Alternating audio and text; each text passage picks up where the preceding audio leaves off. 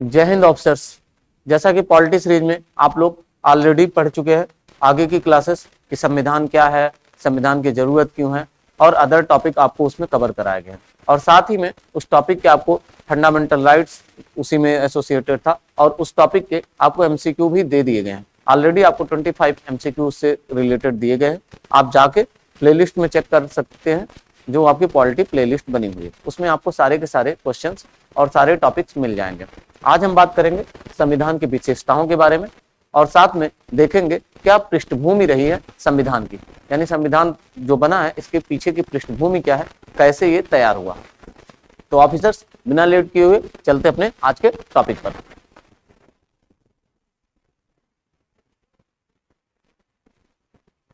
बात कर लें संविधान सभा की पृष्ठभूमियों की।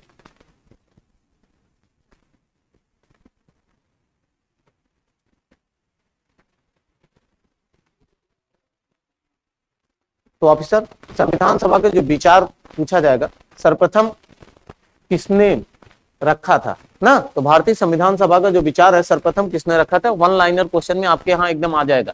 इसलिए ध्यान रखिए, इस सारे टॉपिक को एकदम पूरा याद के रखना है, रट करके रखना है ऑफिसर, ठीक है। और खासकर एनडीए सीडीएस वाले बच्चे तो एकदम स्पेशली। तो ये चीजें आप देखिए क्या है, कह रहा भारतीय संविधान सभा का विचार सर्वप्रथम किसने रखा था, तो याद रखिए 1934 में 1934 में किसने रखा था, याद रखिएगा। कैसे नेता थे, वामपंथी नेता थे और नाम किसका है, एमएन राय का, याद रखिएगा। फिर अगला पूछा जा सकता है, ठीक है, इंग्लिश वाले अपनी चीजें देख लीजिए। The India of the constitution assembly was the क्या फर्स्ट प्रपोज किसने दिया था ना, इन कितने में 1934 बाई क्या, उनका नाम क्या था, लीडर एमएन राय। तो ये चीजें याद रखना आपको। अब अगला पूछ लेगा कि 1934 में जो है किस पार्टी ने इस प्रस्ताव को रखा था, सबसे पहले किस पार्टी ने, तो याद रखिएगा 1934 में स्वराज पार्टी थी जो संविधान सभा के गठन का प्रस्ताव रखा। जिसने कहा कि संविधान सभा का गठन होना चाहिए वो 1934 में स्वराज पार्टी थी। यहां तक का आपको कोई इशू नहीं होगा। अब बात करते हैं ऑफिसर अपने नेक्स्ट टॉपिक पे आता है 1935 की बात करता है 1935 में।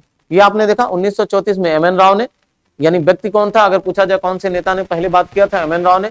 और कौन सी पार्टी पहली थी जिन्होंने संविधान सभा के गठन का प्रस्ताव पहले रखा था, तो वो कौन सी पार्टी थी, स्वराज पार्टी थी। ये भी कब, 1934 में। और बात करें कि कौन सी ऐसी पार्टी थी जिसने संविधान की आधिकारिक मांग किया, तो ये क्या थी, आईएनसी यानी इंडियन नेशनल कांग्रेस, यानी भारतीय राष्ट्रीय कांग्रेस ने आधिकारिक मांग किया था। लेकिन कब, सन कौन सा था, तो 1935 में ऐसा मांग उठा था और ऐसी मांग की गई थी। किसके द्वारा, आईएनसी के द्वारा, यानी इंडियन नेशनल कांग्रेस के द्वारा, भारतीय राष्ट्रीय कांग्रेस के द्वारा। तो ये चीजें याद रखनी है आपको। आगे चलते हैं ऑफिसर, बात कर लेते हैं 35 हो गया, 38 आ गया। 38 का समय है और जवाहरलाल नेहरू जी जो थे, कौन, जवाहरलाल नेहरू जी निर्माण हेतु वयस्क मत का डिमांड कर लेते हैं, वयस्क मताधिकार प्रणाली का डिमांड कर लेते हैं।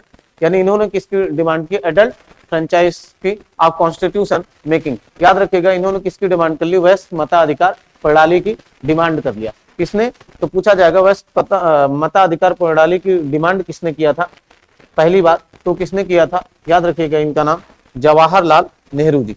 किसने, जवाहरलाल नेहरू जी ऑफिसर, ये याद रखिएगा।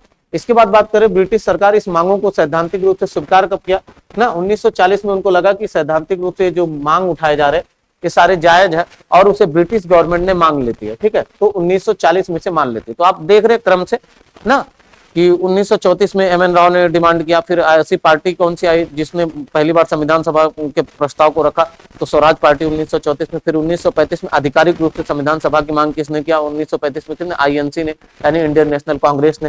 फिर इसके बाद 35 के बाद 38 आता है, तो 38 में जवाहरलाल नेहरू जी डिमांड करते हैं कि भैया हमें क्या चाहिए, वयस्क मताधिकार प्रणाली चाहिए, ठीक है। तो उन्होंने 1938 में वयस्क मताधिकार प्रणाली मांग ली। इनकी बातों को जायज समझ के उनको लगा कि ठीक है जायज है, तो उन्होंने, किसने, ब्रिटिश सरकार ने इस मांग को सैद्धांतिक रूप से स्वीकार भी कर लिया। और 1940 यानी 1940 को इस डिमांड को उन्होंने अगस्त प्रस्ताव के नाम से कहा गया, अगस्त प्रस्ताव के नाम से जाना गया। इसके बाद 1940 बीता, 2 साल और बीत गए, फिर 42 में क्या हुआ, 1942 में क्रिप्स मिशन को भेजा गया, क्रिप्स मिशन को भेजा जाता भारत में, और किसके नेतृत्व में थे, स्टैफर्ड क्रिप्स के नेतृत्व में भेजा जाता है ना, कहाँ, भारत में। और उन, लेकिन ध्यान देना, ये बहुत इंपॉर्टेंट है कि मुस्लिम लीग ने इसको इनकार कर दिया था, डिनाई कर दिया था। तो ऐसे क्वेश्चन बन सकता है कि क्रिप्स मिशन को किस पार्टी ने इनकार कर दिया था, डिनाई कर दिया था, माना नहीं था, तो किसने, मुस्लिम लीग ने इनकार कर दिया था क्रिप्स मिशन को।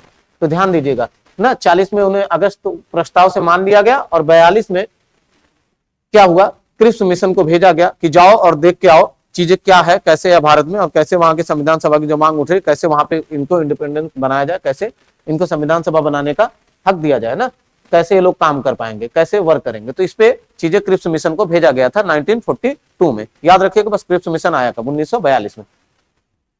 इसके बाद ऑफिसर बात कर ले, क्रिप्स मिशन आया और वो असफल हो गया, क्यों, क्योंकि मुस्लिम लीग ने उसमें सपोर्ट नहीं किया, क्योंकि वो दो क्या अलग राज्यों की इकाइयों की मांग करना चाह रहा था ना, करना चाह रहा था क्या, वो कर ही रहा था।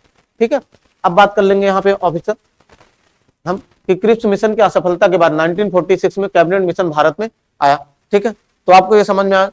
फिर जब चीजें क्रिप्स मिशन असफल हो गया, तो 42 के बाद 46 वाला क्रम याद रखिए, 46 में कौन आया, कैबिनेट मिशन भारत में आ गया। ठीक है, अब इसी कैबिनेट मिशन से नींव पड़ती है भारतीय संविधान सभा की। आगे चलते हैं, कैबिनेट मिशन को लॉर्ड क्या, अब बहुत इंपॉर्टेंट है, ये क्वेश्चन पूछा जाएगा, इंपॉर्टेंट है आपके यहाँ ऑफिसर, याद रखिएगा आप लोग। कैबिनेट मिशन में पूछा जाएगा कितने सदस्य थे, तो कैबिनेट मिशन में इन सदस्यों का नाम आपको याद रखना। कब आया कैबिनेट मिशन, 1946 में आया। 42 में कौन आया था, क्रिप्स आया था। क्रिप्स क्या हो गया, असफल हो गया ना, उनके असफल होने के बाद कौन आया, क्रिप्स के बाद कैबिनेट मिशन आई। कैबिनेट मिशन कब आ गया, तो वो 1946 में आपका भारत में आ जाता है। उनकी पूछा जाएगा उसमें मेंबर कितने थे ना, तो मेंबर कौन थे, लॉरेंस को याद रखना, क्रिप्स को याद रखना, ऐसे याद कर लो ना, अलेक्जेंडर को, तो अलेक्जेंडर लॉरेंस क्रिप्स के साथ घूमने गए, ऐसा कुछ याद कर लो। ठीक है, याद रहेगा हमेशा, क्या, अलेक्जेंडर लॉरेंस क्रिप्स के साथ घूमने गए, तो ये तीनों याद रहेंगे। ठीक है, आगे चलते हैं। इसके बाद कैबिनेट मिशन के प्रस्ताव के तहत ही बहुत इंपॉर्टेंट भारतीय संविधान सभा का निर्माण हुआ ना, या भारतीय संविधान सभा के निर्माण हुए तो एक ढांचा तैयार किया गया जिसका नाम दिया गया, बहुत इंपॉर्टेंट, जिसका नाम दिया गया क्या, संविधान सभा। तो पूछा जाएगा संविधान सभा का गठन किसके तहत हुआ था, तो ये याद रखिएगा संविधान सभा का तहत कैबिनेट मिशन योजना के तहत हुआ था। तो याद रखिए संविधान निर्माण हेतु एक ढांचा तैयार किया गया था, जिस संविधान निर्माण हेतु एक ढांचा स्वीकार किया गया था, तैयार किया गया था, जिसको एक नाम दिया गया, क्या नाम दिया गया, संविधान सभा। ठीक है, और यही संविधान सभा अगर डायरेक्ट आपसे क्वेश्चन में कैसे पूछे कि संविधान सभा जो है वो आया कौन से मिशन के तहत था, तो कैबिनेट मिशन योजना के तहत ये आया था, बस ये याद रखिएगा। अब चलते हैं ऑफिसर, कैबिनेट मिशन योजना के अनुसार क्या क्या था। जब कैबिनेट मिशन आ गए 1946 में, तो उसने क्या क्या बताया। ठीक है, कितने मेंबर थे कैबिनेट मिशन योजना में, 3, कौन कौन, अलेक्जेंडर, लॉरेंस और क्रिप्स। ठीक है, कब आया, 1946 में। ठीक है, असफल कौन वाला हुआ था, क्रिप्स वाला, 1942 में। तो याद रखिएगा आप लोग। आगे चलते, कैबिनेट मिशन योजना के अनुसार अब आपसे पूछा जाएगा क्या था, प्रत्येक प्रांत जितने हैं देशी रियासत व राज्यों के समूह, उनकी जनसंख्या के अनुपात में होंगे। सीटें जो दी जानी थी उनकी जनसंख्या के अनुपात में दी जानी थी, ये याद रखिएगा। तो कैबिनेट मिशन ने जो डिसाइड कर रखा था सीटों की जो बंटवारा थे वो किसके आधार पे थे, उनके जनसंख्या के अनुपात में। सामान्यता जनरली जो काउंट हुए थे वो प्रति 10 लाख में से प्रति 10 लाख जनसंख्या पर एक सीट की व्यवस्था की गई थी, याद रखिएगा। तो पूछा जा सकता है कि जो कैबिनेट मिशन योजना आई थी उसके तहत जो सीटों का बंटवारा था वो किस आधार पे था ना, तो किसके आधार पर, प्रति 10 लाख में से एक जन को प्रति 10 लाख में से एक सीटों की व्यवस्था की गई थी, याद रखिएगा। ईच प्रोविंस ग्रुप क्या, principal state and state was to be given क्या सीट्स, क्या किसके आधार पे, प्रपोर्शन टू देयर पॉपुलेशन, याद रखिएगा, किसके आधार पे, प्रपोर्शन टू देयर पॉपुलेशन ना, उनकी जनसंख्या के आधार पे। और जनरली कितना दिया गया था, जनरली द अरेंजमेंट क्या हुई थी, अरेंजमेंट वाज क्या, to allotted on seat for क्या, अ पॉपुलेशन ऑफ 10 लाख ना, तो 10 लाख में से एक पर्सन को अलॉट किया गया था। अरेंजमेंट सीटिंग की जो थी वो 10 लाख में से एक लोगों की थी। तो इतना आप याद रखिएगा, यहां तक कोई इशू नहीं होगा। इसके बाद बात करें संविधान सभा में कुल सीटों की संख्या जो कितनी थी, तो संविधान सभा में कुल सीटों की संख्या 389 थी। ठीक है, जिसमें ब्रिटिश सरकार के प्रत्यक्ष शासन वाले प्रांत ना तो क्या 296 सीटें अलॉट की गई थी, और देशी रियासतों को कितनी, 93। तो इस प्रकार आप इसको ऐड करके देख सकते हैं, 296 और साथ में 93, 639 ना 998 कैरी बचा 1 2 3 389 ना। तो आप देख पा रहे हैं यही रेशियो था बस। तो 296 इनको दिया गया था और 93 जो सीटें बची हुई थी वो किसको, देसी रियासतों को दी गई थी, जबकि 389 सीटें जो थी ब्रिटिश सरकार के प्रत्यक्ष शासन वाले प्रांतों को आवंटित थी, प्रत्यक्ष शासन वाले जगहों में दिया गया था। ऐसे सीटों का बंटवारा हुआ था। टोटल सीटें याद रखिएगा 389 थी। ठीक है, तो यहाँ पे सीधे लिखा हुआ है seat of the constitution assembly ना 200 इंग्लिश वाले बच्चे देख लें 296 सीटें जो अलॉट थी, किसको अलॉटेड थी, प्रोविंशियल ना, अंडर डायरेक्ट ब्रिटिश रूल। ऐसे प्रोविंसेस को जो अंडर डायरेक्ट ब्रिटिश रूल थी उनको सीटें कितनी अलॉटेड थी, 296। और बात कर ले 93 जो सीटें थी वो किसको अलॉटेड थी, अलॉटेड टू क्या, प्रिंसियल स्टेट ना। याद रखें जो प्रिंसियली स्टेट थे उनको 93 सीटें अलॉटेड थी और जो provincial under direct British rule थे उनको कितनी सीटें अलॉटेड थी, 296 सीटें अलॉटेड थी। तो ये याद रखना आपको, सीटों का अलॉटमेंट बहुत जरूरी है, डायरेक्ट क्वेश्चन यहां से बन सकते हैं। अब बात कर ले ऑफिसर कि सीटों में जो ये 296 थी ये कैसे अलॉट किया गया था। तो 296 सीटों में से जो थे आपके 292 सदस्यों का चयन जो था, यानी टोटल 296 में से जो था इसके दो पार्ट किए गए, कितना 292, ठीक है, और साथ में 4 अलग ना। तो ये जो 292 सीटें अलॉट हुए वो किसके सदस्यों का चयन जो था वो ब्रिटिश भारत के गवर्नर के अधीन, याद रखेगा ब्रिटिश भारत के गवर्नरों के अधीन जो 11 प्रांतों से थे ना उनसे, और 4 का चयन जो था दिल्ली, अजमेर ना, अजमेर मरवाड़ कुर्ग और ब्रिटिश बलूचिस्तान के 4 चीफ कमिश्नरी प्रांतों से थे, जिनमें ब्रैकेट में इसीलिए लिखा हुआ प्रत्येक में से क्या, एक एक, याद रखिएगा। ठीक है, इनका चयन किया जाना था। तो इस 296 के दो पार्ट में टूटे, 292 इनको दिया गया ना, भारत के गवर्नरों के अधीन जो ब्रिटिश भारत के गवर्नर के अधीन थे उनको, और बाकी 4 सीटें जो इन जगहों से प्रत्येक में से एक एक लिया गया था 4 चीफ कमिश्नरी के प्रांतों से। ठीक है, अब बात कर लें कि सर प्रांतों के जो प्रत्येक प्रांतों की सीटों में 3 प्रमुख समुदाय थे, ये बहुत इंपॉर्टेंट है।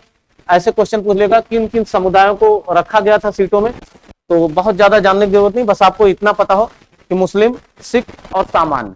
ठीक है, सामान्य का मतलब यह है कि जो मुस्लिम और सिख को छोड़ के हैं उनको सारे लोगों को किसमें कंसीडर किया गया है, तो बच्चों उन सारे लोगों को मुस्लिम और सिख को छोड़ के उनको सामान्य में ही कंसीडर किया गया। इसके बाद करें, ठीक है, उनकी जनसंख्या के अनुपात में बांटा गया। तो ऑलरेडी आपको बताया गया था कि उनकी जनसंख्या जो थी उसी के अकॉर्डिंग चीजें डिवाइड की गई।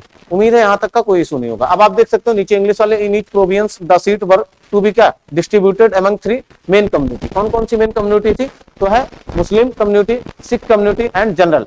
जनरल के लिए सीधे बोला अदर देन क्या, मुस्लिम एंड सिख। तो मुस्लिम एंड सिख को छोड़ के बाकी जितने लोग थे वो सब अदर में आ जाते थे ना, इन प्रपोर्शन देयर पॉपुलेशन, उनके पॉपुलेशन के आधार पे, उनके पॉपुलेशन के अनुपातों में वो चीजें डिवाइड किया गया था सीटों का। अब चलते हैं नेक्स्ट स्लाइड पे ऑफिसर। अब बात करते हैं प्रत्येक विधानसभा में जो कम्युनिटी थी, आपको समझ में 3 कम्युनिटी ना, तो कौन कौन सी, तो पीछे आपने ऑलरेडी पढ़ा कौन कौन सी थी, मुस्लिम थे, सिख थे और सामान्य वर्ग था। सामान्य मतलब जो मुस्लिम और सिख को छोड़ के। इसके बाद कर ले प्रत्येक विधानसभा में प्रत्येक समुदाय के सदस्यों द्वारा अपने प्रतिनिधि को चुनने की जो एकल मत प्रणाली के माध्यम से क्या समानुपातिक प्रतिनिधि तरीके के मतदान से किया जाना था, इतना याद करिएगा। तो बस ये पूछा जाएगा पेपर में, ऐसे पूछ लेगा संविधान सभा के जो प्रत्येक समुदाय के सदस्यों का चयन हुआ था वो किस आधार पर हुआ था, तो बस ये याद रखना है। उन्होंने चयन जो किया था, बस अगर कोई इतना भी याद रखा कि एकल संक्रमणी मत के माध्यम से हुआ था ना, समानुपातिक क्या प्रतिनिधित्व तरीके से, तो ये चीजें पूरे तरीके से आप कभी भूलोगे नहीं। बस अगर इतना भी आप पेपर में याद रखते हो तो भी आपका काम हो जाएगा, क्या, एकल संक्रमणी मत ना। तो याद रहेगा एकल संक्रमणी मत के माध्यम से ना समानुपातिक प्रतिनिधित्व तरीके के मतदान से ही किया जाना था, इतना याद रखिएगा। तो संविधान सभा में चयन कैसे होता था, तो बस अगर इतने पॉइंट याद होंगे तो क्लियर हो जाएंगे आपको। ठीक है, इन ईच प्रोविंशियल असेंबली ना द मेंबर्स और कम्युनिटी वर इलेक्टेड देयर क्या, रिप्रेजेंटेटिव, किसके थ्रू, थ्रू अ सिस्टम, किसके प्रोपोर्शनली रिप्रेजेंटेशन बाय क्या, मींस ऑफ द सिंगल ना ट्रांसेबल वोट। तो याद रखिएगा ट्रांसेबल वोट के थ्रू, तो कहीं आप भूलोगे नहीं। ठीक है, अगर आपको ये याद रहेगा, हिंदी वाले ये याद कर ले, इंग्लिश वाले ये याद कर ले, बस। ठीक है, अब चलते हैं। और ये पेपर में पूछा जाता है, बिल्कुल पूछा जाता है कि प्रांतीय विधानसभाओं में जो प्रत्येक समुदायों के सदस्यों का चयन था वो किस प्रोसेस से होता था। तो याद रखिएगा, एकल संक्रमणी मत के माध्यम से ना समानुपातिक प्रतिनिधित्व के तरीके से चयन होता था या मतदान किया जाता था। ठीक है, याद रखिएगा उनका मतदान किस सिस्टम पे होता था। अब बात करें देशी रियासतों के प्रतिनिधित्व का चयन, ठीक है, तो किसके आधार पर होता था, इनको ध्यान रखिएगा, इनका तो चयन ये लोग करते थे ना, वहां के क्या जो सदस्य थे, लेकिन इनका जो देशी रियासत, क्योंकि दो रियासतों में बटी थी ना, तो देशी रियासतों का चयन कौन करता था, देशी रियासतों का चयन उनके मुखिया द्वारा किया जाता था। ऑफिसर कौन करता था, उनके मुखिया करते थे। अब बात कर लें, ये भी बहुत इंपॉर्टेंट है, आपके वन लाइनर में ऐसे क्वेश्चन डाल सकते हैं, एमसीक्यू टाइप में डाल सकता है। तो याद रखिए संविधान सभा कैसी निकाय थी, तो आंशिक रूप से चुनी हुई ना और आंशिक रूप से नामांकित निकाय थी। बहुत इंपॉर्टेंट है, पूछा जाएगा। तो संविधान सभा कैसी निकाय है, आंशिक रूप से चुनी हुई और आंशिक रूप से नामांकित निकाय है। बात कर लें अदर टॉपिक की, तो संविधान सभा पहले ही क्या प्रत्यक्ष रूप से या वयस्क मताधिकार द्वारा चुनी नहीं गई ना, फिर भी प्रत्येक समुदाय, बहुत इंपॉर्टेंट है, भले ही ध्यान दीजिएगा आप लोग, भले ही संविधान सभा जो था प्रत्यक्ष रूप से चयन नहीं हुआ, लेकिन इसमें सारे समुदायों का ध्यान रखा गया, सारे अनुसूचित जातियों का ध्यान रखा गया और कोशिश ये किया गया कि सारे वर्ग को समान अवसर मिल सके, समान प्रतिनिधित्व कराया जा सके, किसी को वंचित ना किया जाए, किसी को ऐसा ना हो कि कोई वर्ग अछूता रह जाए यहाँ से ना, मतलब कोई बच जाए, कुछ ऐसा छूट जाए। तो इसलिए यहाँ पे ये सारी चीजों को ध्यान दिया गया। याद रखिएगा वयस्क मताधिकार नहीं था ना, या वयस्क मताधिकार द्वारा नहीं चुना गया था, फिर भी प्रत्येक समुदाय के जितने हिंदू, मुस्लिम, सिख ना, पारसी, आंग्ल भारतीय, ईसाई, अनुसूचित जाति या अनुसूचित जनजाति के प्रतिनिधियों को प्रतिनिधित्व करने का अवसर मिला। याद रखिएगा इसमें महिलाएं भी शामिल थे। ठीक है, तो याद रखिएगा although the constitution assembly was not directly elected by adult ना सफरेज, समझ में आ रहा है, डायरेक्ट नहीं इलेक्ट हुए, पर रिप्रेजेंटेटिव जो थे सारे एवरी कम्युनिटी ना, such as Hindu, Muslim, Sikh, Parsi, आंग्ल इंडिया ना, क्रिश्चियन ना, schedule caste and other schedule tribes got to opportunity. इन सबको क्या मिला था, अवसर मिले थे ऑफ रिप्रेजेंटेशन का, प्रतिनिधित्व करने का। तो इन सबको ऐसे अवसर दिए गए थे, कोई भी वंचित नहीं था, भले ही ये प्रत्यक्ष रूप से इसका चयन या प्रत्यक्ष रूप से यहाँ पे नहीं चुना गया था, लेकिन फिर भी सारे कम्युनिटी को बराबर रखा गया था। यहां तक क्लियर होगा। आगे चलते हैं अगली इंफॉर्मेशन के लिए। अब बात करते हैं संविधान सभा की कार्यविधि। अब आपने देखा कि संविधान सभा की पृष्ठभूमि क्या थी, कैसे 1934 से ना शुरुआत होता है, फिर 1934 फिर आता है स्वराज पार्टी डिमांड करता है। एम एन राव पहले 1934 में ऐसे व्यक्ति थे जिन्होंने इसकी मांग की, फिर 1934 में स्वराज पार्टी आती, फिर 1935 में INS डिमांड करता ना, फिर इसके बाद 35 के बाद आप 38 पे चले जाते हो ना, फिर इसके बाद 40 पे आते हो, अगस्त प्रस्ताव में मान लिया जाता है, 38 में वहां वयस्क मताधिकार प्रणाली की बात होती है, फिर आप जैसे आते हो 40 के बाद 42 पे आते हो, क्रिप्स पे आते हो, फिर क्रिप्स प्रस्ताव ठुकरा देने के बाद चीजें फिर आगे आते हैं ना, तो कैबिनेट मिशन योजना आ जाती है 1946 में। तो कैबिनेट मिशन योजना के आने के बाद आप देखते हो कि कैबिनेट मिशन योजना को टास्क दिया जाता है, कैबिनेट मिशन योजना के तहत अब संविधान सभा बनती है। अब संविधान सभा में क्या क्या चीजें, तो ऑलरेडी आपको बताया गया कि कैसे वहां का चयन हो रहा है एकल संक्रमणी मत पद्धति द्वारा, और क्या प्रोसेस है, कितने मेंबर आ रहे हैं टोटल, तो आपने पीछे देखा। अब आप देख लोगे संविधान सभा बन चुकी है, संविधान सभा की कार्यविधि क्या थी। ठीक है, उम्मीद है सारा एक समरी टाइप का आपके दिमाग में चल रहा होगा। अब बात करते हैं ऑफिसर यहाँ की कि संविधान सभा की कार्यविधि क्या है। तो संविधान सभा का पहले इंपॉर्टेंट, बहुत इंपॉर्टेंट है, पूछा जाता है एकदम वन लाइनर में ही पूछा जाए। जितने भी आपके टॉपिक डाले गए ये आप समझ लीजिए एकदम रामबाण है, पक्का आएंगे पेपर में, बस खाली आप लोग इसे याद करके जाइए। और कल हम आपको इसके MCQ दिखाएंगे, आप देखिएगा यूपीएससी ने कैसे CDS, NDA, CAPF जैसे एग्जामों में यहाँ से क्वेश्चन ऐसे पुटअप किए। इवन UPSC, UPPCS में भी क्वेश्चन आए हैं यहाँ से। ठीक है, कल हम आपको इसके MCQ करवाएंगे, तो आप देखिएगा यहाँ पे जब MCQ करवाएंगे तो आप देख पाएंगे बेटर से। अब बात करते हैं, सीधे याद कर लीजिए 9 दिसंबर 1946 को संविधान सभा की पहली बैठक हुई थी। ऐसे मोटे मोटे तौर पर पूछ लेगा संविधान सभा की पहली बैठक कब हुई थी, तो 9 दिसंबर 1946 को। डॉक्टर सदानंद सिन्हा यहाँ अस्थायी अध्यक्ष के रूप में चुने गए थे, मुस्लिम लीग ने बहिष्कार किया था। तो अब आपसे ऐसे पूछा जा सकता है कि पहली बैठक संविधान सभा की या दूसरी बैठक, किसको बहिष्कार मुस्लिम लीग ने किया था, तो फंस जाएंगे अगर नहीं याद होगा। ठीक है, क्योंकि ये फैक्ट वाले चीजें, फैक्ट वाले डाटा हमें याद करने पड़ते हैं। तो याद रखिएगा मुस्लिम लीग ने बहिष्कार किया था 9 दिसंबर 1946 को संविधान सभा की पहली बैठक हुई थी, और मुस्लिम लीग जो था इसको पूरी तरीके से डिनाई किया था, इसको इनकार किया था। इसी दिन डॉक्टर सदानंद सिन्हा को अस्थायी अध्यक्ष के रूप में चुना गया था। अब दूसरा टॉपिक की बात करें ऑफिसर, तो बात करें 11 दिसंबर 1946 को दूसरी बैठक हुई ना संविधान सभा। अब याद रखिए इसमें डॉक्टर राजेंद्र प्रसाद को अस्थायी अध्यक्ष बना दिया गया। क्या बनाया गया? अस्थायी अध्यक्ष के रूप में। एच.सी. मुखर्जी को उपाध्यक्ष के रूप में और बी.एन. राव को संवैधानिक सलाहकार के रूप में नियुक्त किया गया, उनको चयन किया गया। तो आप देख सकते हो क्या 11 December 1946 doctor Rajendra Prasad become क्या permanent president and H C. Mukherjee vice president. Okay, and क्या सर बी.एन. क्या राव कॉन्स्टिट्यूशनल एडवाइजर के रूप में यहाँ पे नियुक्त होते हैं। क्लियर है? उम्मीद है ये सारी टॉपिक आपके क्लियर होंगे ऑफिसर। अब बात करते हैं उद्देश्य प्रस्ताव के। आपने 9 दिसंबर 1946 देखा, 11 दिसंबर 1946 देखा, ये सारे डेट याद होने चाहिए। 9 दिसंबर 1946 को क्या हुआ? संविधान सभा का पहली बैठक हुई। कहाँ हुई? नई दिल्ली के कॉन्स्टिट्यूशन हाता में हुआ था, ठीक है, जिसे आज का काउंसिल चैम्बर के नाम से जाना जाता है। तो ये सारे पॉइंट याद होने चाहिए, ठीक है। उसी दिन क्या हुआ था? डॉक्टर सदानंद सिन्हा को अस्थायी अध्यक्ष के रूप में चुना गया था। इसका बहिष्कार किसने किया था? मुस्लिम लीग ने किया था। दूसरा वाला आप पूछोगे सर 11 दिसंबर किससे संबंधित है? तो 11 दिसंबर 1946 डॉक्टर राजेंद्र प्रसाद को अस्थायी अध्यक्ष के रूप में चुना गया।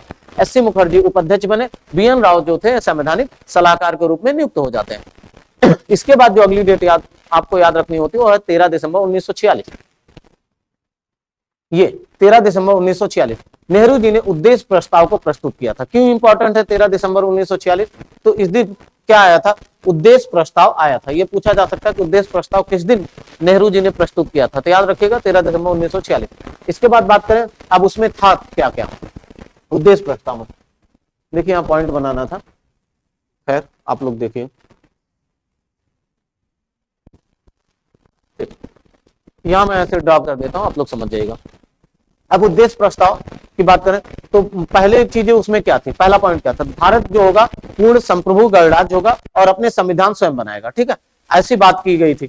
किसके द्वारा? नेहरू जी द्वारा उद्देश्य प्रस्ताव में। तो द ऑब्जेक्टिव रेजोल्यूशन वाज क्या?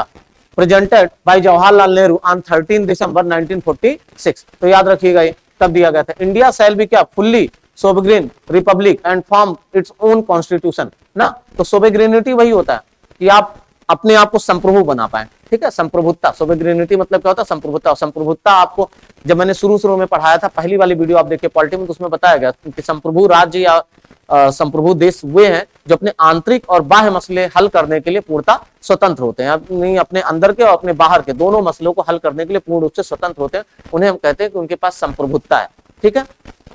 तो यहां तक कि आपको कोई इशू नहीं होगी।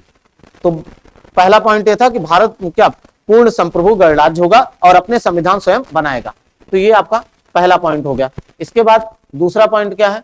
दूसरा पॉइंट इसी में भारतीय संघ में ब्रिटिश, याद रखिएगा ये पूछा जाएगा। तो भारतीय संघ में किसको किसको शामिल करने की बात हुई? तो ब्रिटिश भारत को, साथ में जितने देसी रियासत 93 देसी रियासतों का जिक्र था वो भी रहेंगे, और जो अन्य इच्छुक क्षेत्र शामिल होना चाहे, जो स्वतः शामिल होना चाहते हैं, जिसकी इच्छाएं हैं, वो भी भारतीय संघ में शामिल होंगे। 3 क्षेत्रों के बारे में बात उसमें किया गया था। किसमें बात किया गया था? आपके उद्देश्य प्रस्ताव में, ठीक है। और क्या बोला गया था? नागरिकों को सामाजिक, आर्थिक, राजनीतिक न्याय और समानता एवं स्वतंत्रता प्राप्त होगी। तो याद रखिएगा ये सारी चीजें उसमें मेंशन किया गया था। The citizen shell enjoy social, economic and political justice, equality and freedoms. ये सारी चीजें वहां पे मेंशन किया गया था, ठीक है ऑफिसर।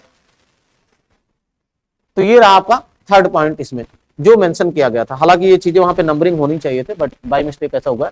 बाकी आप लोग को दिख रहा होगा, आप आराम से समझ सकते हैं। अब बात कर ले अल्पसंख्यक और पिछड़े वर्ग एवं जनजाति क्षेत्रों को भी संरक्षित किया जाएगा, संरक्षण मिलेगा उनको भी।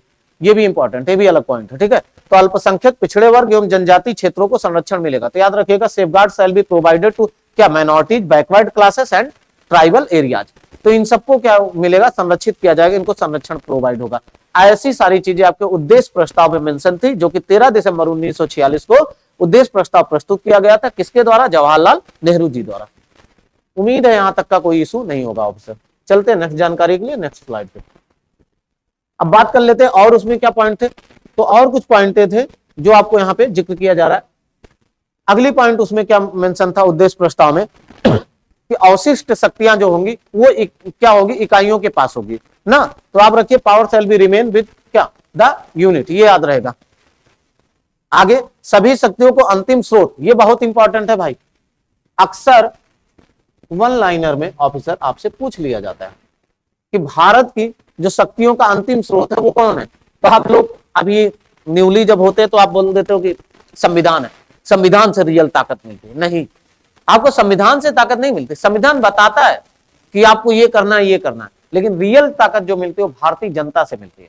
किसी भी संवैधानिक पद पे बैठे व्यक्ति को या जो संविधान में पावर है उसकी अंतिम जो शक्ति प्राप्त होती है वो किसके थ्रू मिलती है? भारतीय जनता से। तो याद रखिएगा, हम किसी दिन आपको, हो सकता है कल ही हम आपको शॉर्ट में प्रियम्बल बहुत शॉर्ट में याद करवाएंगे। जो प्रियम्बल इतना बड़ा सा और आपको याद करने में थोड़ी सी प्रॉब्लम होती है, मुश्किल से 2 से 3 मिनट लेंगे, 3 मिनट में हम आपका प्रियम्बल खत्म करवा देंगे। बस केवल और केवल आप चैनल को लाइक शेयर सब्सक्राइब करते रहिए और चैनल के साथ जुड़े रहिए। गारंटी आपसे बाहर एक भी एनडीए सीडीएस सीएपीएफ के एक भी क्वेश्चन बाहर नहीं जाएंगे। बस आपको जुड़े रहना है, जुड़े रहना, चैनल के साथ चलते रहना, क्योंकि कोई भगवान तो है नहीं। थोड़ा सा आप मेहनत करिए, थोड़ा हम मेहनत करें, दोनों बहुत आगे जाएंगे। लेकिन अगर आप मेहनत नहीं करेंगे तो आप आगे नहीं जा सकते, क्योंकि ये कहावत है ना, थोड़ा सा हटके बता रहा हूं टॉपिक से। अब देखिए, अगर आप स्टूडेंट 0 मेहनत कर रहे हो और टीचर 100 में 100 भी कर ले ऑफिसर, तो 0 × 100 = 0।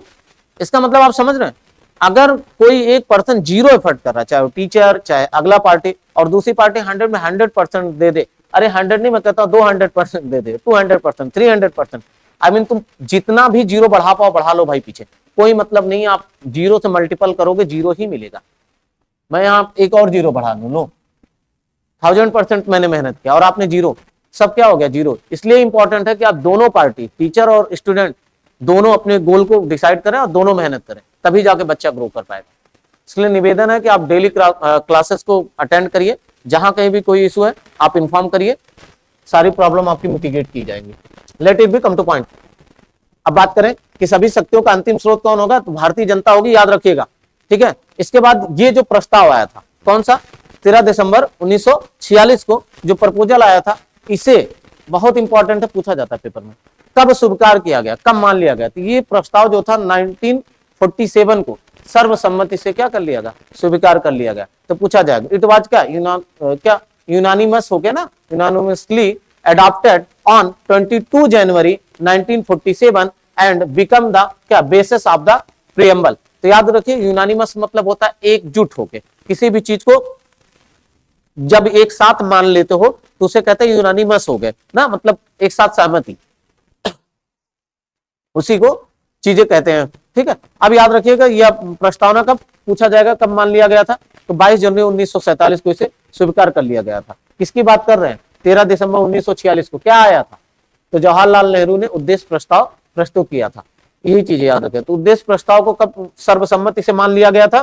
तो उद्देश्य प्रस्ताव को सर्वसम्मति से 22 जनवरी 1947 को अडॉप्ट कर लिया गया था। ये चीजें याद रखिएगा। अब चलते ऑफिसर, ठीक है, वो अडॉप्ट हो गया और इसके आगे की प्रोसेस क्या हुआ? तो ये रहे कुछ पॉइंट आपके, बात कर ले। अब संविधान सभा बनने की चीजें भी हो गई, आपने उसके पृष्ठभूमि देख लिया और आगे का प्रोसेस देखा।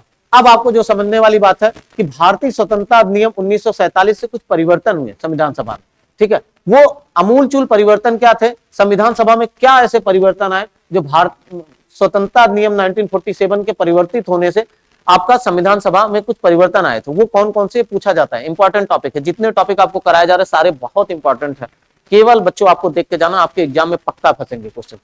अब पहले चीजें, इंडियन इंडिपेंडेंट एक्ट 1947 में क्या चेंजेस हुए? पहला जो चेंजेस हुआ संविधान सभा में वो क्या हुआ? फर्स्ट चेंजेस, ये चीजें बाहर कैसे आ गई पॉइंट, कोई इशू नहीं है, आप लोग देखते चलिए क्योंकि पहली चीजें क्या? प्रथम परिवर्तन, फर्स्ट चेंजेस क्या हुए? संविधान सभा को पूर्ण संप्रभु निकाय बनाया गया। पहली चेंजेस हो गई कब? जब इंडियन इंडिपेंडेंस एक्ट 1947 चेंज हुआ, परिवर्तन हुआ, तो उसमें क्या पहले चेंज आई? प्रथम जो चेंजेस आ गया संविधान सभा में, संविधान सभा को पूर्ण संप्रभु निकाय बना दिया गया ना। Constitution assembly was made a fully क्या सोवरेन बॉडी, याद रखिएगा। अब इससे क्या हुआ? इससे कौन सी इसे सोवरेनिटी मिल गई? तो ये स्वेच्छा से संविधान बना सकती थी। कौन? संविधान सभा। अब संविधान सभा के पास इतनी पावर आ गई तो क्या करे? स्वेच्छा से संविधान बना सके। दूसरा चीजें इसी पॉइंट क्या है कि it could frame the constitution independently ना, वही चीजें इंग्लिश में। अब बात करें द्वितीय परिवर्तन, सेकंड परिवर्तन इसमें क्या हुआ? पहला परिवर्तन तो आपने देखा कि सर जब भारतीय स्वतंत्रता अधिनियम 1947 आया तो उससे पहला परिवर्तन संविधान सभा में ये हुआ कि संविधान सभा पूर्ण संप्रभु निकाय बन गई, यानी constitution assembly fully sovereign body बन गई। दूसरा परिवर्तन क्या हुआ कि संविधान सभा की विधायिका के कार्य भी सौंपे गए। अब ध्यान दीजिएगा, अभी तक ये केवल संविधान सभा जो काम कर रहा था वो पूर्ण सोवरेनिटी उसे मिली थी, लेकिन दूसरे वाले चेंजेस जो है उसमें क्या करा कि संविधान सभा विधायिका का कार्य सौंपा गया, यानी कॉन्स्टिट्यूशन असेंबली आल्सो क्या फंक्शन एज लेजिस्लेचर। अब कॉन्स्टिट्यूशन असेंबली जो थी यानी संविधान सभा जो थी, अब वो कॉन्स्टिट्यूशन असेंबली जैसा वर्क करने लगी ना, या कह सकते हो कि सॉरी असेंबली नहीं, ये एक लेजिस्लेचर जैसा काम करने लगी। Sorry for that, I mean constitution assembly also function as a legislature, that's the important point for you ना। कॉन्स्टिट्यूशन असेंबली किसके रूप में वर्क करने लगी, आपके लेजिस्लेचर के रूप में, यानी अब इसे विधायिका का कार्य भी दिया गया। तो अब इसके दो काम हो गए, कौन कौन से, पहला काम तो इसका संविधान निर्माण का है ही, क्योंकि इसे संविधान सभा समिति थी ना, तो संविधान सभा की जो काम था, अब इससे कौन सा और एक एडिशनल मिल गया, कानून बनाने का। इसीलिए क्योंकि लेजिस्लेचर याद होगा हमने आपको पढ़ाया था शासन के अंग, तो शासन के अंग में हमने 3 पार्ट आपको पढ़ाया था बेटा। पहला क्या था, लेजिस्लेचर, दूसरा क्या था एग्जीक्यूटिव, और थर्ड क्या था जुडिशरी। तो हमने आपको बताया था लेजिस्लेचर में क्या है, जो कानून या कायदे बनाए, यानी जो संविधान का निर्माण करे, या कह सकते हो संविधान नहीं आई मीन कायदे या कानून, जो भी रूल या रेगुलेशन को फॉर्म कर रहा है उसे आप लेजिस्लेचर कह रहे हो। सीधे से मतलब नियम या कानून को बना रहा था ना, उसे लेजिस्लेचर। एग्जीक्यूटिव क्या कर रहा था, उसे फॉलो करवा रहा था। How many types of executive, executive is 2 type, permanent and non permanent, उसके बारे में भी हमने पढ़ाया है, आप देखिएगा पहला वीडियो ना। फिर इसके बाद हमने जुडिशरी सिस्टम पढ़ाया। अब जुडिशियल सिस्टम में क्या था, उसको पनिश करना, उसको रिव्यू करना, उसको देखना ना। अब इसके बात करें जुडिशियल सिस्टम में, भारतीय जुडिशियल सिस्टम में तो 3 प्रकार के डीसी, एससी और एससी, तो अदर चीजें वहां पढ़ाएंगे। फिर आप जब और डेप्थ में जाओगे तो आप देखोगे न्याय ना, न्यायिक चीजें क्या, जुडिशरी सिस्टम क्या, प्राकृतिक न्याय की अवधारणाएं क्या ना, नेचुरल जस्टिस के थ्योरी क्या, प्रिंसिपल्स क्या, तो सारे पॉइंट आपको पहले वाले पॉइंट में दिए। आपको इतना ज्यादा भटकने की जरूरत नहीं, बस खाली वीडियो देखना है। अब बात कर लें कि इसको द्वितीय परिवर्तन क्या होंगे, सीधे से आप बोलोगे सर संविधान सभा को अब लेजिस्लेचर का काम भी सौंपा गया, जिससे अब इसके 2 फंक्शन हो गए, पहला फंक्शन संविधान निर्माण का, दूसरा फंक्शन इसको लॉ बनाने का। अच्छा, थर्ड चेंजेस क्या आए सर इसके, ठीक है, थर्ड वाला चेंजेस क्या हुआ, तो 3 चेंजेस हुए थे स्वतंत्रता नियम 1947 के परिवर्तन होने से, इंडियन इंडिपेंडेंस एक्ट 1947 चेंज होने से मेजर 3 परिवर्तन हुए। पहला क्या हुआ, पहला परिवर्तन हुआ संविधान सभा को पूर्ण रूप से सोवरेन बॉडी बना दिया गया। सेकंड वाला परिवर्तन हुआ, अब इसे लेजिस्लेचर का फंक्शन दे दिया गया, ठीक है। एंड थर्ड वाला जो चेंजेस हुआ, मुस्लिम लीग के सदस्य अलग हो गए, बहुत इंपॉर्टेंट और बहुत एक झटका वाला सदमा लगा। क्यों, क्योंकि अब पूरी रूप से यहां से पूर्ण रूप से मुस्लिम लीग के जो सदस्य थे वो अलग हो चुके थे, ठीक है। तो after separation of Muslim league members, Muslim league के मेंबर्स अलग हो चुके थे, संविधान सभा के सदस्यों की संख्या अब 299 रहेगी। पेपर में डायरेक्ट क्वेश्चन पूछ लिया जाता है कि जब मुस्लिम लीग अलग हुआ था तब संविधान सभा में सदस्यों की टोटल संख्या कितनी बची थी, तो टोटल याद रखना 299 रह गई थी, ये याद रखिएगा ना। Strength of constitution assembly become 299। तो बस ये मेजर 3 चेंज हुए थे। जो आप क्या था, इंडियन इंडिपेंडेंस एक्ट 1947 के चेंज होने से कौन कौन से मेजर चेंजेस हुए थे, तो तीनों पॉइंट याद रखिएगा आप लोग बस, कि इसे सोवरेन बॉडी बना दिया गया, इसका काम दूसरे वाले पॉइंट पे लेजिस्लेचर वाला भी दे दिया गया, एंड थर्ड पॉइंट में सीधा सा मतलब मुस्लिम लीग के मेंबर जो है सेपरेट हो गए, जिससे अब टोटल इनकी जो मेंबर थे वो संविधान सभा में 299 ही बचे थे। बस उम्मीद है कोई इशू नहीं होगी। बार बार मैं इसलिए रिपीट कर दे रहा हूं ताकि अगर कहीं आप लोगों को इशू हो तो एक बार जब आप वीडियो देखेंगे तो वहां से क्लियर हो जाएगी, इसके बाद भी ना समझ में आए तो आप एक बार रिपीट करके देख सकते हैं। अब बात कर ले संविधान सभा द्वारा किए गए अन्य कार्य, ये तो आपको समझ में आया कि संविधान सभा ने काम क्या किया ना। अब देख लेंगे अदर कार्य क्या थे, तो कुछ महत्वपूर्ण चीजें हैं जिनको हम जान लेंगे, और पेपर में डायरेक्ट यहां से क्वेश्चन बनते हैं, इसीलिए इन सारे पॉइंट को हमने यहाँ पे ले रखा है। तो other function perform by constitution assembly ना, महत्वपूर्ण निर्णय कुछ इंपॉर्टेंट डिसीजन थे, जैसे कि राष्ट्र ध्वज को अपनाया गया, तो कब अपनाया था इन्होंने, 22 जुलाई 1947 को, ठीक है, नेशनल फ्लैग वाज अडॉप्टेड। अब इसके बाद राष्ट्रमंडल में भारत की सदस्यता को स्वीकृत किया था, ठीक है, तो ये चीजें आप इसके लिए इतना देखिएगा, ठीक है। ये अब मई 1949 में राष्ट्रमंडल में सदस्यता को स्वीकृत किया था, तो पूछा जाएगा इंडियन मेंबरशिप ऑफ क्या, कॉमनवेल्थ ना वाज क्या अप्रोप्रिएट ना, सीधी मतलब अप्रूव्ड कब किया गया था, ये पूछा जाएगा कि इंडियन मेंबरशिप ऑफ द क्या कॉमनवेल्थ वाज अप्रूव्ड, या फिर ऐसे पूछ ले कि राष्ट्रमंडल में भारत की सदस्यता की स्वीकृत कब हुआ था, तो आपको सीधे बताना मई 1949 में, बस।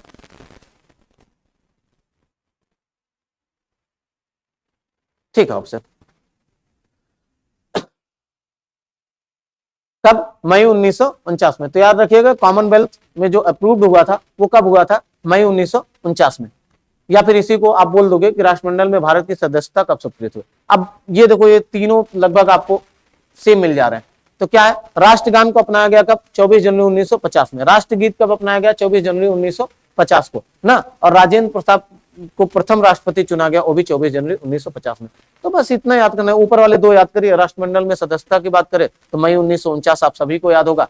राष्ट्र ध्वज कब अपनाया गया? 22 जुलाई 1947, ये आपको ऑलरेडी याद होगा, कोई मतलब ही नहीं। और बाकी अदर राष्ट्रगान, राष्ट्रगीत और राजा से याद कर लो राष्ट्रपति, ट्रिक है, याद कर लो आप। राष्ट्रगान, राष्ट्रपति ना, राष्ट्रपति, राष्ट्रगान, राष्ट्रपति और राष्ट्रगीत, ये दोनों तीनों को आप याद रखिए 24 जनवरी 1950, तो क्लियर हो जाएगा। आपको इन तीनों के लिए कुछ और एडिशनल याद नहीं करना ऑफिसर, बस आप तीनों पॉइंट बेटा अगर याद करके रखोगे कि राष्ट्रगान कब? 24 जनवरी 1950। राष्ट्रगीत पूछे तो भी वही सेम 24 जनवरी 1950। और आपका राष्ट्रपति पूछे तो कौन राष्ट्रपति की बात कर रहा है? प्रथम राष्ट्रपति की बात कर रहा है डॉक्टर राजेंद्र प्रसाद, तो ये भी 24 जनवरी 1950। तो तीनों पॉइंट आपके सेम होंगे, यहां तक कोई इशू नहीं होगा।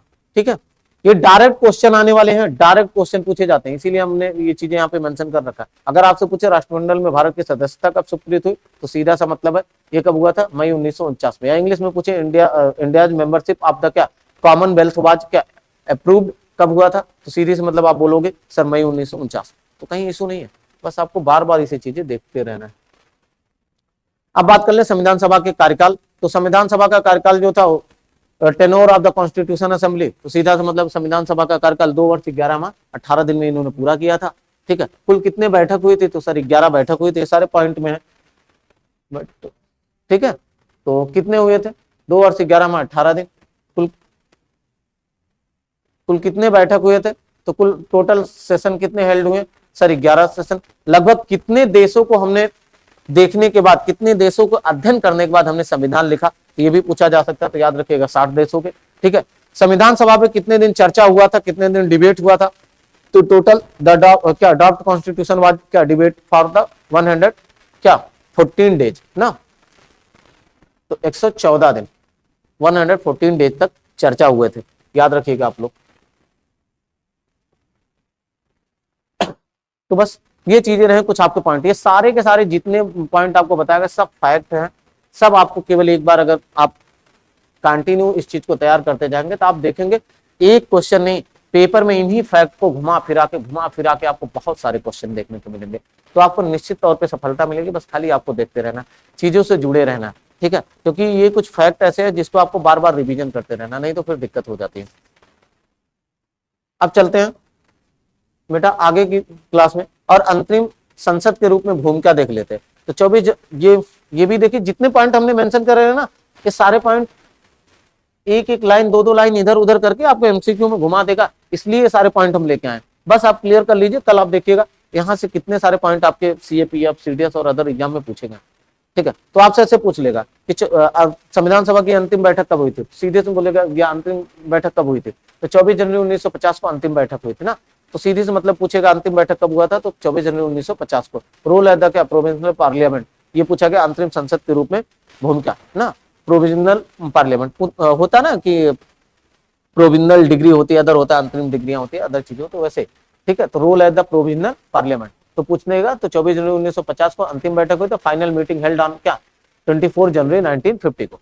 ठीक है, अब पूछ लेगा कि अंतरिम संसद के रूप में कार्य कब से कब तक था, तो 24 जनवरी 1950 से अप्रैल 1952 तक अंतरिम संसद के रूप में कार्य किया।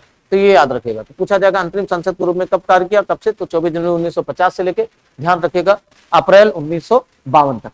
कब? 24 जनवरी 1950 से लेके अप्रैल 1952 तक का जो समय था वो अंतरिम संसद के रूप में इन्होंने कार्य किया था, यहां तक का कोई इशू नहीं होगा। इसके बाद मई 1952 में पहली निर्वाचित संसद के अस्तित्व में आई।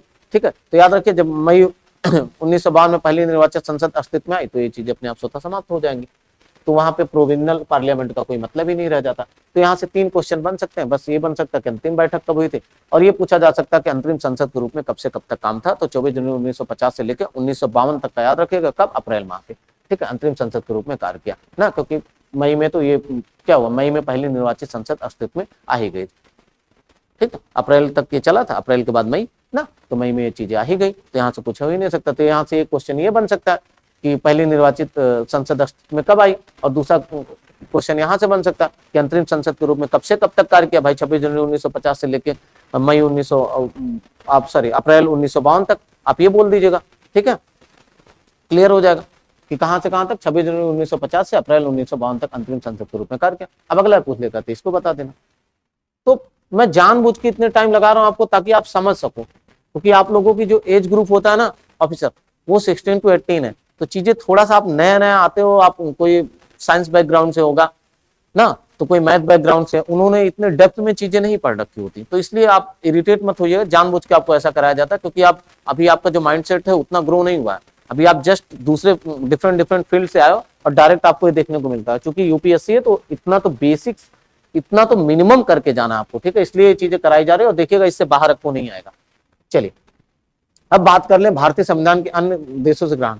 इसके करने से पहले हम बात कर ले, अब यहीं से शुरुआत हमारी हो जाती। अभी तक आपने देखा कि पहले पृष्ठभूमि क्या थी, 1934 से लेके पूरे आपने 46 42 ना, 1934 1935 1940 फिर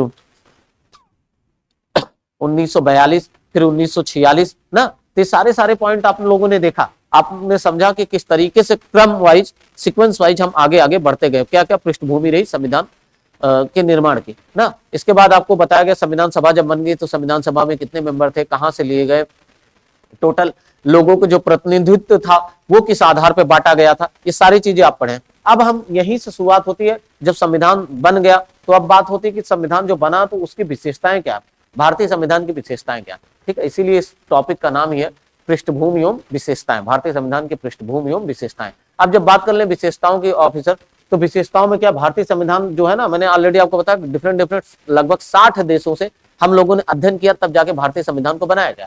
तो उनमें अलग अलग जगहों से क्या क्या ग्रहण किया गया उसके बारे में हम देखते हैं, और यहाँ से जनरली आप उठा के कोई भी एग्जाम देख लेंगे, आप समझिए कि 99% तक चांसेस रहते हैं कि यहाँ से क्वेश्चन पुट अप ही होते हैं, आते ही आते हैं। तो इसलिए सारे टॉपिक वही हैं जो आपके एग्जाम में आएंगे।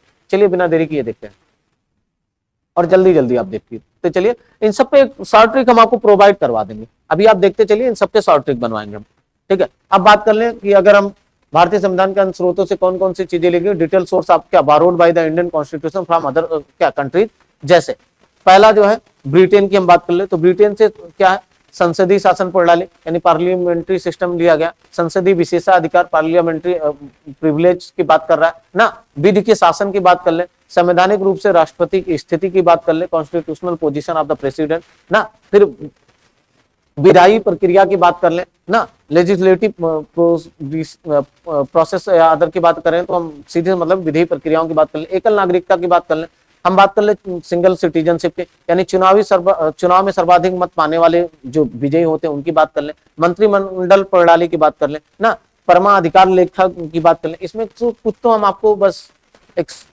ट्रिक वाइज जैसे बता रहे हैं, बाकी इन सबका आपको एक वीडियो शॉर्ट में 6-7 मिनट का ट्रिक बता के हम बताएंगे आपको, पर अभी आप लोग देख लीजिए। मैं सीधे से बोलूँ ना, जहां जहां संसदीय शासन बात कर ले वो सीधे से आंख बंद करके ब्रिटेन कर देना, जैसे संसदीय शासन प्रणाली बोला तो ब्रिटेन, संसदीय विशेषाधिकार ब्रिटेन ना, संवैधानिक रूप से राष्ट्रपति की स्थिति ये भी ब्रिटेन, एकल नागरिकता की बात करें, सिंगल सिटीजनशिप की, तो वो भी कहां से आ जाएगी, ब्रिटेन की आ जाएगी। चुनाव में सबसे अधिक मत पाने वाले को विजेता घोषित करना, ये भी ब्रेन में इतना फिट रखना कि वो भी जब भी मिलेगा तो ब्रिटेन से। आपसे क्वेश्चन कैसे बनता है पेपर में, ये देख लीजिए आप लोग।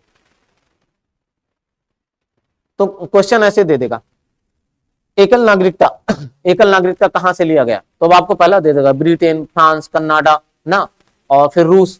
तो अब जिसको पता होगा वही ना बता पाएगा कि एकल नागरिकता, सर ने बताया था कि एकल नागरिकता ब्रिटेन से संबंधित है ना। सर्वाधिक निम्न में से कौन सा सही है, सर्वाधिक बहुमत प्राप्त नेता, सर्वाधिक मत पाने वाले को विजेता घोषित करना, पहला ब्रिटेन से संबंधित है, दूसरा फ्रांस से संबंधित है, तीसरा ए एंड बी बोथ, चौथा नॉन ऑफ दिस। तो आप समझ रहे हो, जो अगर आप पढ़ के जा रहे हो तो यहीं से आएगा टॉपिक, कहीं और से नहीं आ रहा, ठीक है। एक बार फिर से आप लोग देख लीजिएगा कि संसदीय शासन प्रणाली इसमें आती है, संसदीय विशेषाधिकार आता है, विधि के शासन आता है, संवैधानिक रूप से राष्ट्रपति की स्थिति, विधि प्रकार, एकल नागरिकता, चुनाव में सर्वाधिक मत पाने वाले के आधार पर जीत की प्रोसेस, मंत्रिमंडल प्रणाली, परमाधिकार लेख।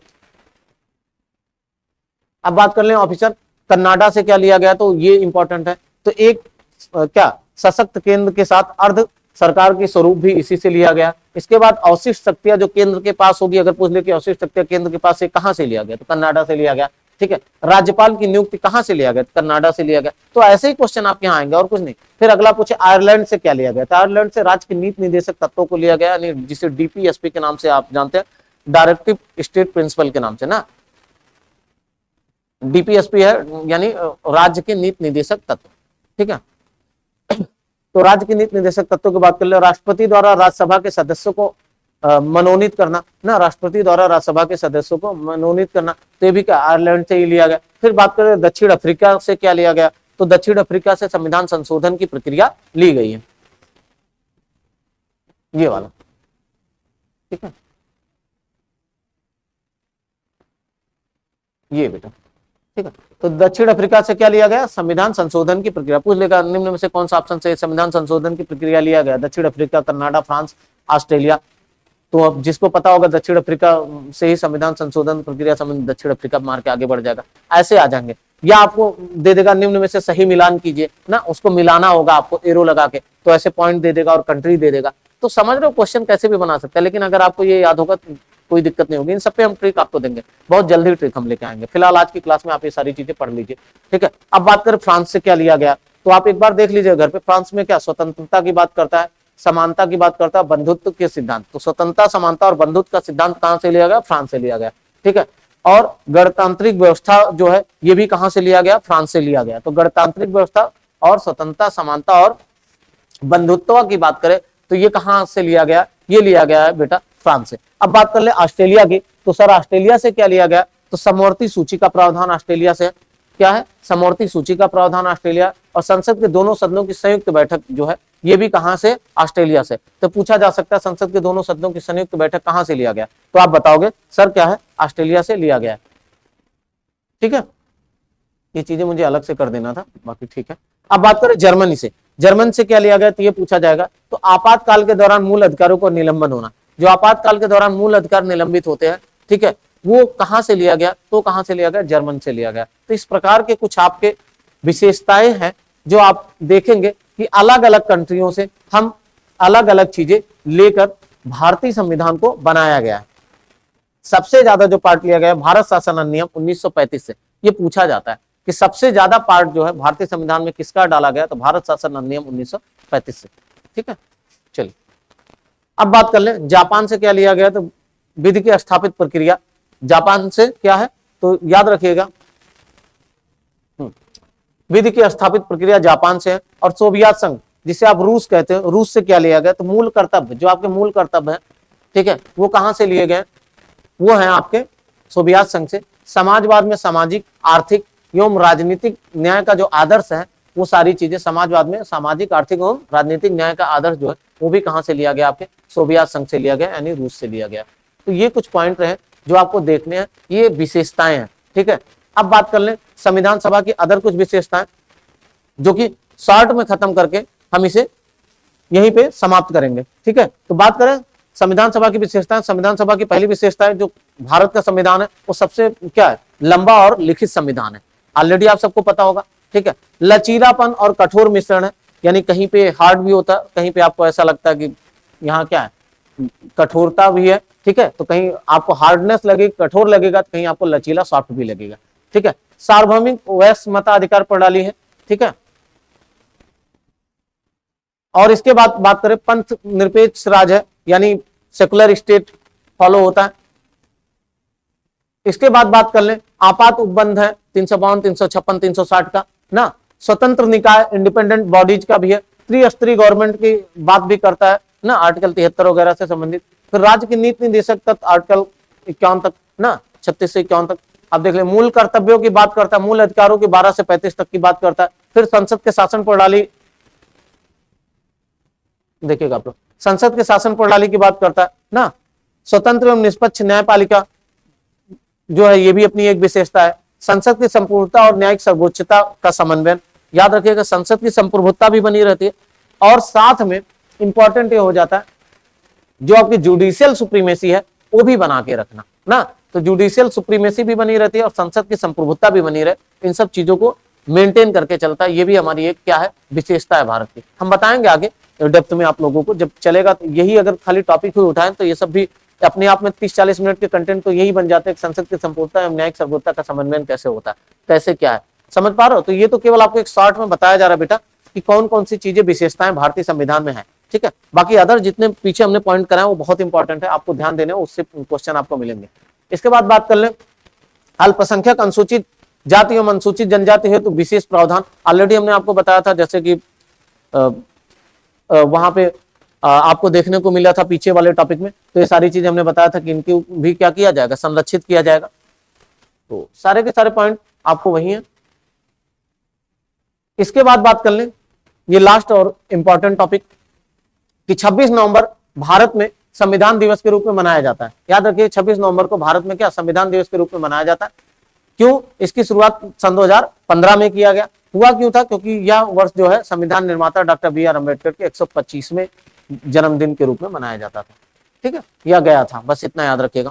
तो बस ये पूछा जा सकता है आपसे यहां से कि संविधान दिवस के रूप में कौन से दिन को, निम्न में से संविधान दिवस के रूप में कौन से दिन को मनाया जाता है। तो पहला ऑप्शन देगा 26 जनवरी ना, 22 जनवरी, 26 नवंबर, ऐसे कुछ। तो आपको याद रखना कि 26 नवंबर को संविधान दिवस के रूप में मनाया जाता है।